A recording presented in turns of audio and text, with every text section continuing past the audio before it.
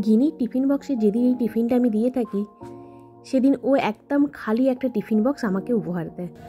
সত্যি বলতে কি বাচ্চা টিফিন খেয়ে যদি বাড়িতে আসে খুব ভালোই লাগে। তো চলুন দেখে নেওয়া যাক গিনির টিফিন বক্সে আমি কী কী দিয়ে থাকি। আপনারা আপনাদের পছন্দ মতন সবজি দিয়ে থাকবে। আমি 2 রকম ক্যাপসিকাম নিয়েছিলাম এবং পেঁয়াজ কুচি নিয়েছিলাম। তার সাথে একটা মিক্সচার বানাবো। টক দই নিয়েছি, তাতে আদা রসুনের পেস্ট, লঙ্কার পেস্ট, স্বাদ মতো নুন, এবং এই যে মিক্সচারটা আমি দেখাচ্ছি এটা আপনাদেরকে আগে দেখাতে আমি ভুলে গেছি, তাই বলে নিচ্ছি। সর্ষে তেলের মধ্যে একটু কাশ্মীরি লঙ্কার গুঁড়ো দিয়ে দিয়েছিলাম, দিয়েই মিক্সচারটা রেডি করেছিলাম। মিক্সচারটা রেডি করে তার মধ্যে কুচনো কয়েকটা পনিরের কিউব এবং আগে থেকে কেটে রাখা যে ক্যাপসিকাম ছিল সেগুলো দিয়ে ভালো করে মিক্স করে নেব। এরপরে ফ্রাইং প্যানে অল্প তেল দিয়ে তাতে এই মিক্সচারটা দিয়ে দেবো এবং ভালো করে নাড়িয়ে চাড়িয়ে নেব। খুব একটা সুন্দর মিক্সচারটা তৈরি হবে, একটা স্মোকি ফ্লেভার আসবে, আপনারা দেখতেই পাবেন একটা স্মোকি ফ্লেভারের মতন খুব সুন্দর এই মিক্সচারটাকে তৈরি করব।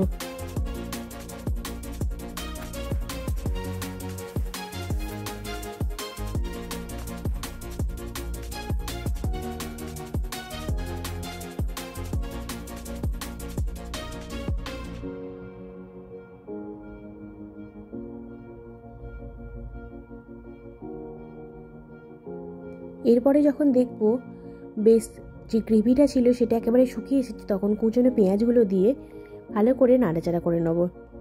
তৈরি হয়ে গেছে আমার মশলাটা।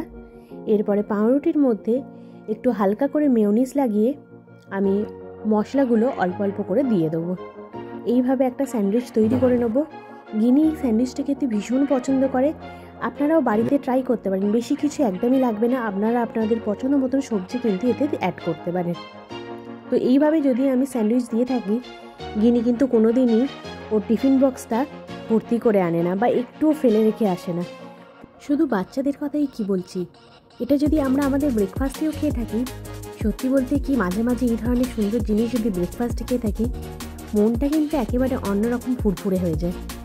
তো কেমন লাগলো আমার এই টিফিন বক্স রেসিপিটা? বা ব্রেকফাস্টে আপনারা যদি খেতেই পারেন, কেমন লাগলো পনিরের স্যান্ডউইচ রেসিপিটা অবশ্যই কিন্তু আমাকে কমেন্ট বক্সে জানাবেন। আর পছন্দ হয়ে থাকলে ছোট্ট করে একটা লাইক দিয়ে যাবেন। এভাবে প্রত্যেকটা পাউরুটিতে মেয়োনিজটা ভালো করে লাগিয়ে নিয়ে তাতে যে পনিরের মিক্সচারটা রেডি করেছিলাম সেটা দিয়ে দেবো অল্প অল্প করে, এবং সেটা টোস্ট করতে বসিয়ে দেবো। একটু সেঁকে নিলে সত্যি কথা বলতে কি ভালোই লাগে খেতে। এইভাবে স্যান্ডউইচটা রেডি করে নেব। তবে অবশ্য স্যান্ডউইচ রেডি করার সঙ্গে সঙ্গে একটা বড় মানুষের হাত কিন্তু আমার স্যান্ডউইচের ছাপ দিয়ে গেছে, সেটা আপনারা ভিডিওতে নিশ্চয়ই দেখতে পাবেন। তো যাই হোক, কেমন লাগলো আমার এই পনিরের স্যান্ডউইচ রেসিপিটা? যদি আপনারা ট্রাই করে থাকেন অবশ্যই কিন্তু আমাকে একটা কমেন্ট করে জানাবেন যে আপনাদের কেমন লেগেছে। তার সাথে সাথে একটা পছন্দ হলে ভিডিওটা ছোট্ট করে লাইক দিয়ে যাবেন।